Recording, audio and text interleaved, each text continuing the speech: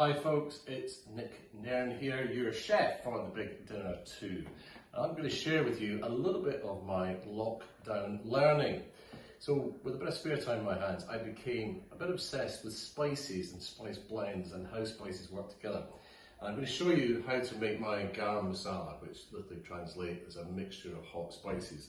And this is not traditional, and my Indian friends would be a bit aghast at some of the things I'm going to do. But this is for me the heart of a good curry and a good marinade for meats in Indian cooking. So we start off with the duo of spices. Coriander, now you smell this, it's just sort of warm and orangey, it's not particularly assertive. I'm going to put this into a warm frying pan in here, and coriander is quite a big component of this, so I'm going to use quite a lot. I don't know the exact thing, I always do this by eye. Next up, oh wow, this is completely different. This is musky, dark and deep. This is cumin, and cumin for me is one of the my favourite spices. You need to just be a little bit careful with it because it can sort of run away with things. So slightly less cumin than coriander. And then the next one is black pepper from your pepper grinder. Same thing, black peppercorns. When you smell them when they're cold like this, they're a bit mute, you don't get an awful lot from them, but as soon as you start to warm them up, you release the oils and it makes it rather fab. So that's quite a big component in my Garam Masala. Next up we have, these are fennel seeds. They've got that faintly anise sort of flavour in there going. I love fennel, so I add a fair old bit of fennel in here. And then we're going to start adding all different sort of spices. So here we have, these are star anise. And again, they've got quite a strong anise flavour, so they're going to go in there. And this is black cardamom. So these have been smoked, and they've got a really kind of deep sort of smoky flavour. Quite unlike green cardamom, which are intensely aromatic and have got a very distinctive flavour. You would never really get confused with green cardamom. So a few green cardamoms in here, just 2 black ones, maybe 3. I really like but as I'm doing this, the smells kind of say to me and add lots of me. This is often, my pal Tony Singh describes these as the devil's seed, and it's cloves. Now you want a little bit of that warm clove note, but I'm kidding you, they really run away with it. So 5 cloves in all of this. A little bit of mace. Now this is the outside of a nutmeg. So if you look at the shape, the nutmeg used to be inside there. This is the shell the nutmeg was in.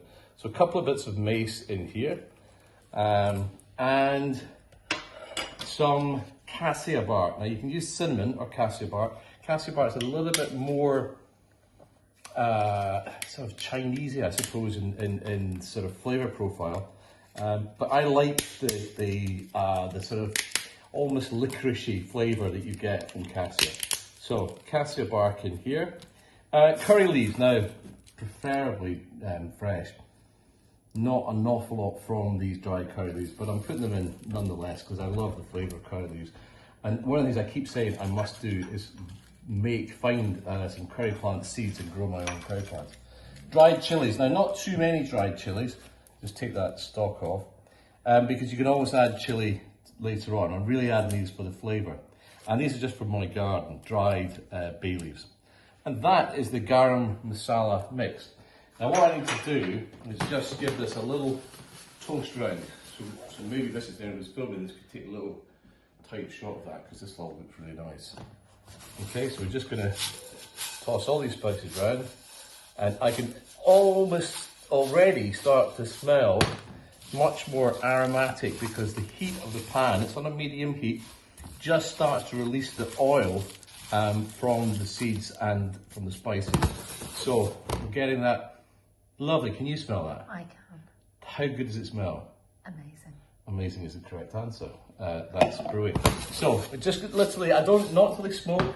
If it starts to smoke, you're going to burn them. I just want to release the oil, and well, man, that is so intensely aromatic. So that's 2 minutes or something like that.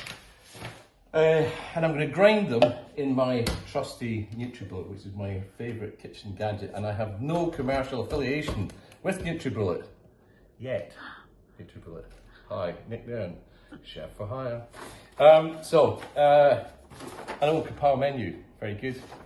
But you need to get these spices into here, so I make a little chute, like so, put that in there. Oops. There you go, square away. Little chute, put that in there, and then you can kind of add the spices and they go into the grinder. You should really let them cool down first, but I don't have time. That's off now. So take the spices. This has a spice grinding attachment. It's this one here, not the other one, which is for purees. This is brilliant for doing ginger garlic puree, which is the next component in my curry thing. So you're gonna have to come back and watch more of these to learn how to do the whole thing. So this is the Garam Masala seeds. They go into the NutriBullet.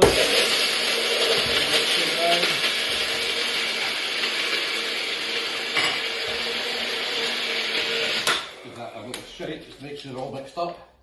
Back in.